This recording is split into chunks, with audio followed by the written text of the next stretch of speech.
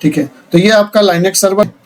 अब हम बात करते हैं अगर आप खुद का एक WHM और अनलिमिटेड सी पैनल का सर्वर बनाना, इस तरह से आपका सी पैनल खुल जाएगा। यहाँ पे आप अनलिमिटेड सी पैनल बना सकते, इसका ठीक है 470 प्लस एप्लीकेशन आपको मिल जाएगा। नॉर्मल कंपनी इतना देती नहीं है, हम लोग आपको सारे एप्लीकेशन इसके अंदर देंगे। ठीक है, 100 TB से ज्यादा का सर्वर बना रहे हैं।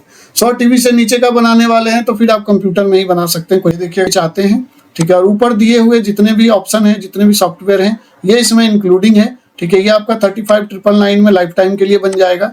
ठीक है, इसमें चलिए अब हम लोग आगे बढ़ते हैं। ये डाटा सेंटर सेटअप सॉफ्टवेयर है। ठीक है, ये ले सकते हैं। डेली आप यहाँ बैकअप में जाएंगे।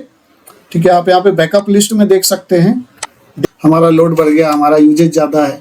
ठीक है, बट जो सारा खेल है वो बैकएंड से है कि आप इसमें एक एडिशनल हार्ड डिस्क भी लगा के रख सकते हैं, जहाँ पे सारा का सारा कॉपी होता रहेगा। और अगर आपको अच्छी लगी हमारी जानकारी तो जरूर सब्सक्राइब कर लीजिएगा और इसको लाइक भी कर दीजिए।